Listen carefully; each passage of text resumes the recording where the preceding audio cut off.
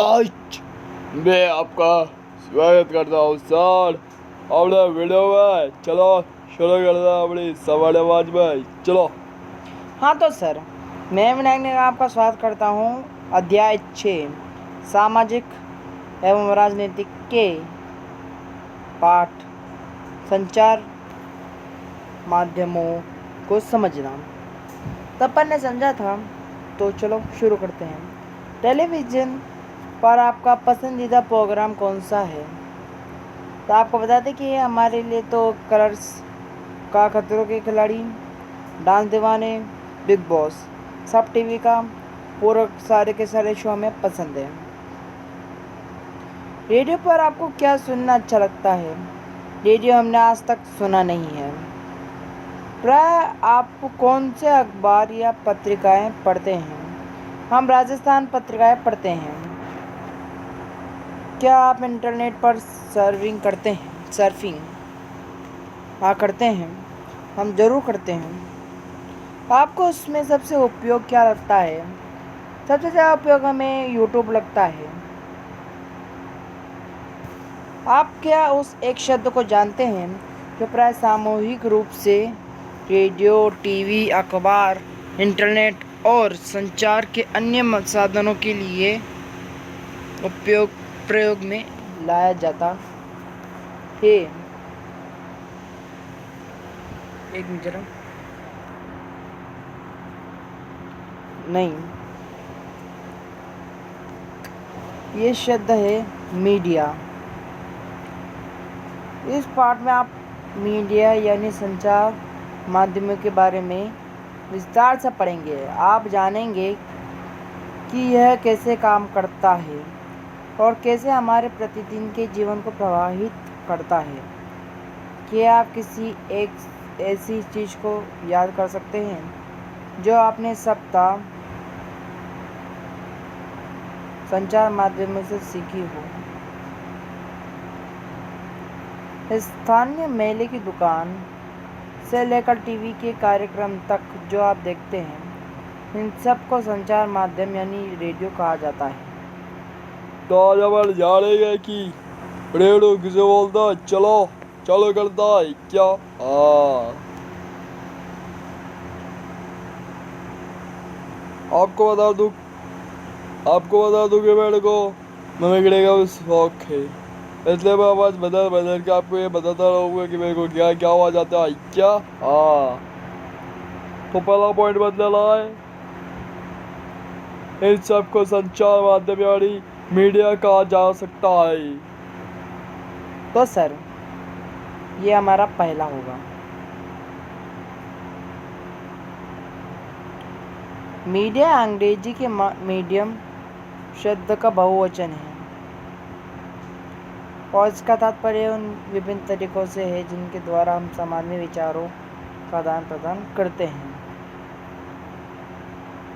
तो ना दूसरा पॉइंट बदला है क्या?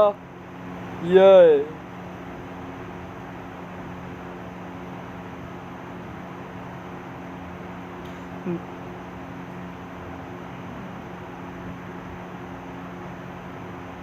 मीडियम का अर्थ है माध्यम, क्योंकि मीडिया को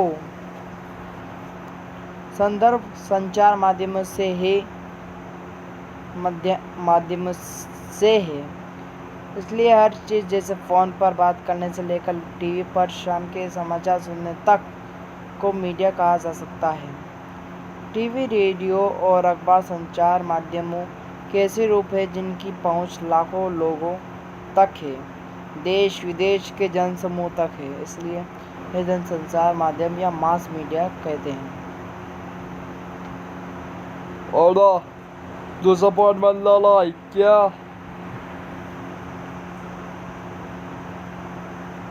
ओ, याद रख सकता हो ना।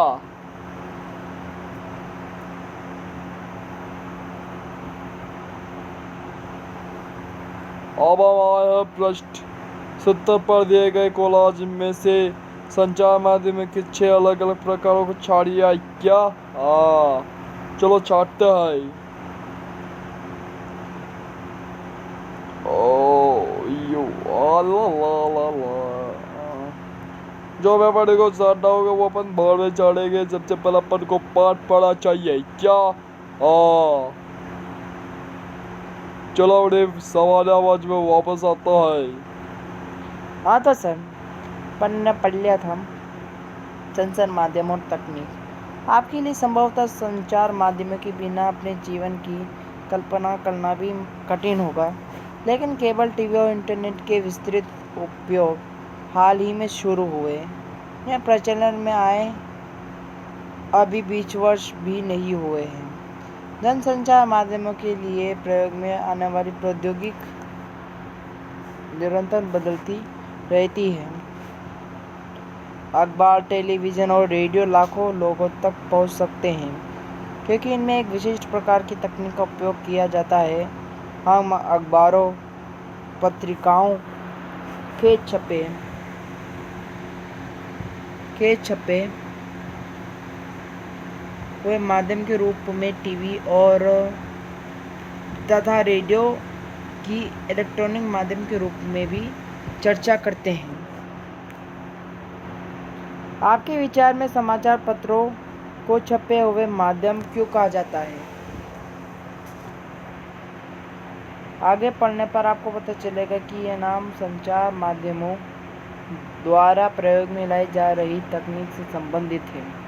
नीचे दिए गए चित्रों से आपको पता चलेगा कि पिछले सालों में जनसंचार माध्यम के इस्तेमाल में लाई जा रही तकनीक किस प्रकार बदलती है और आज भी बदलती जा रही है।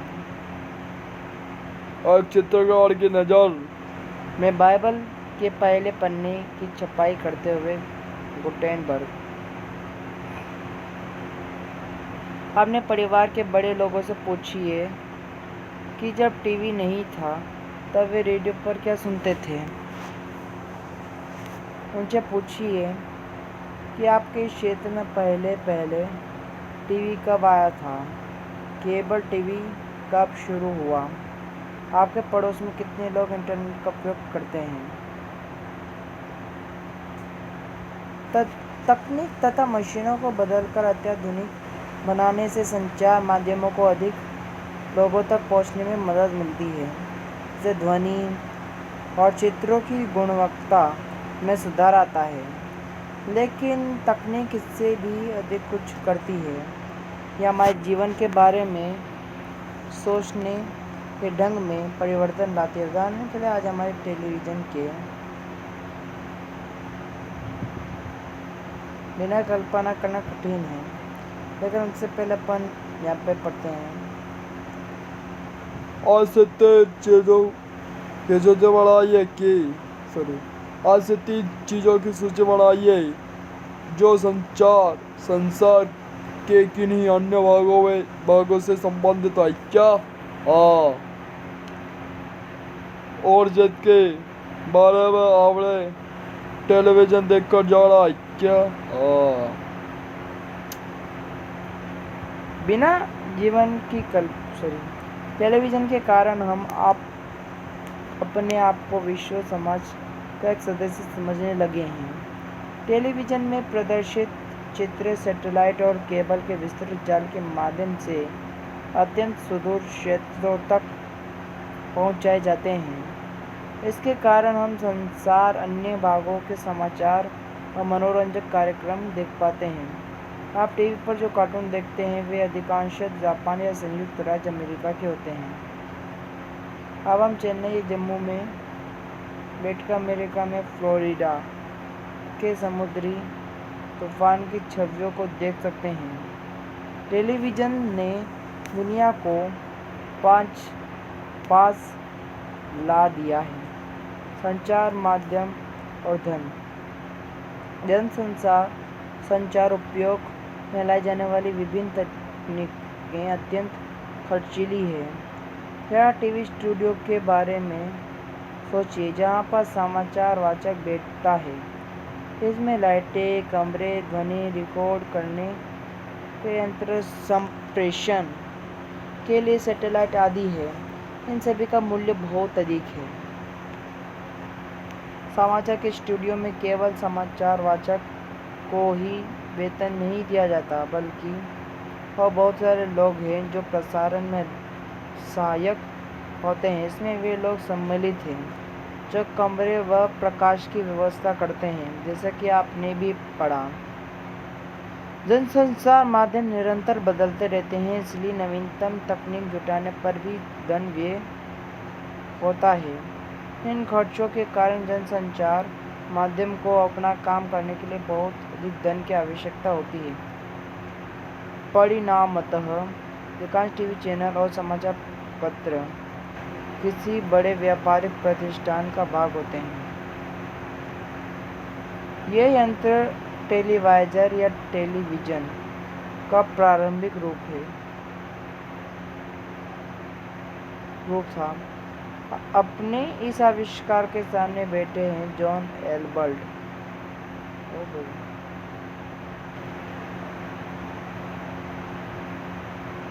इस यंत्र के द्वारा उन्होंने लॉयर इंस्टीट्यूट के समक्ष अपने आविष्कार का प्रदर्शन किया। अपने प्रिय टीवी कार्यक्रम के दौरान विज्ञापित होने वाली 3 चीज़ों की सूची बनाइए।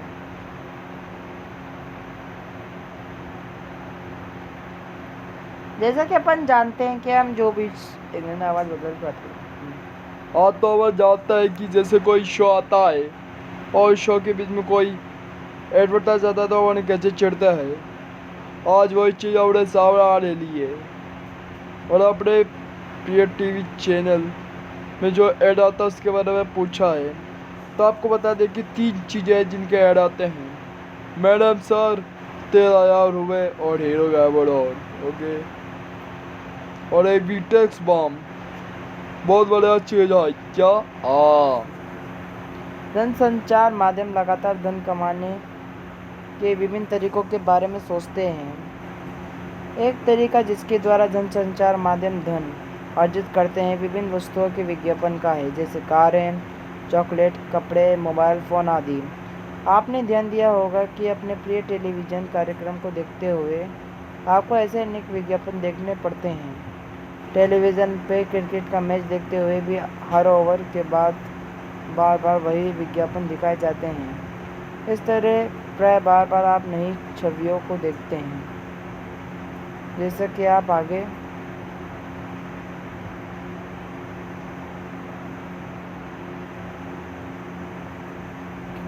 ये अध्याय में पढ़ेंगे।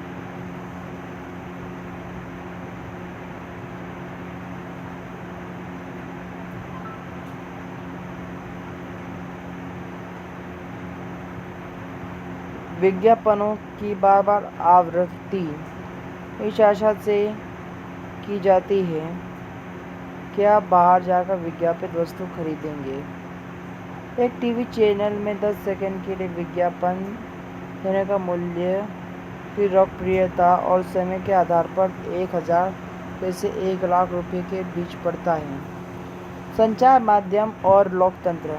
लोकतंत्र में देश और संसार के बारे में समाचार देने और उनमें होने वाली घटनाओं पर चर्चा करने में संचार माध्यमों की भूमिका अत्यंत महत्वपूर्ण है।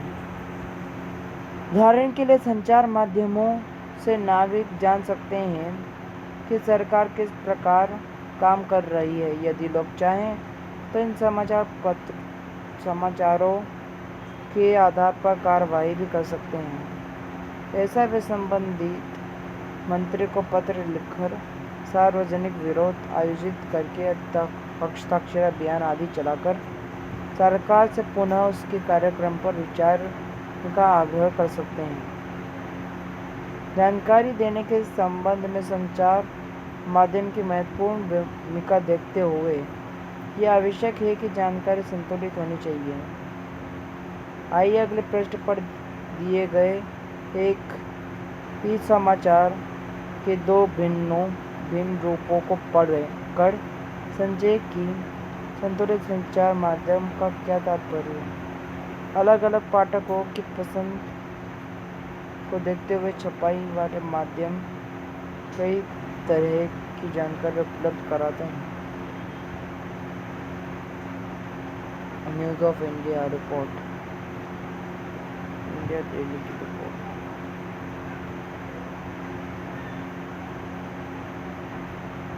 क्योंकि ये समाचार पत्र तो अपन पढ़ते नहीं हैं, लेकिन जब आप पढ़ोगे तब हम पढ़ेंगे सही। क्या दोनों समाचार पत्रों में दिया गया उपयुक्त विवरण एक जैसा है? आपके विचार से इनमें क्या क्या समानताएं और अंतर हैं? यदि आप न्यूज़ ऑफ इंडिया में दिया गया विवरण पढ़ेंगे तो इस मुद्दे के बारे में क्या सोचेंगे? तो अब तक पढ़ना पड़ेगा भाई। कारखानों के मालिक को और मजदूरों के हिंसात्मक विरोध ने आज शहर की गतिविधियों को रोक कर दिया है। सड़कों पर वाहनों के विशाल जाम लगने के कारण लोग समय से अपने काम पर नहीं पहुंच सके। कारखाना मालिक और मजदूर सरकार के प्रदूषण फैलाने वाली इकाइयों को बंद करने के निर्णय का विरोध कर रहे हैं।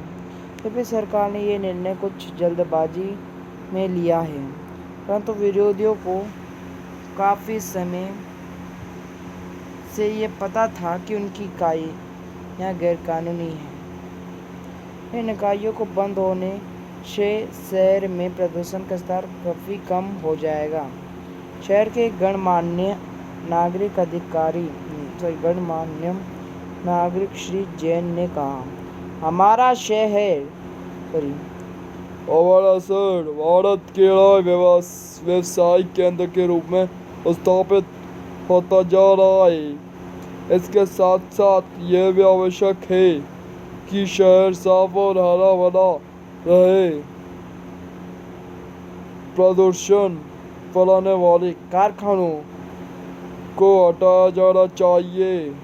विरोध करने के स्थान पर कारखानों के मालिकों व कामगारों को पुनः स्थापन का प्रस्ताव स्वीकार कर लेना चाहिए। दोनों में की खबर है। हाँ, तो अब हम ये जो वीडियो है ऐसे हम यहीं स्थगित करते हैं और अगला वीडियो अपन कल लाएंगे और अगले वीडियो में हम पढ़ेंगे न्यूज़पेपर के आगे का पार्ट। तो चलो, ख़त्म होता है हमारा ये वीडियो। तो बोलो जय हिंद। Bye bye bye bye.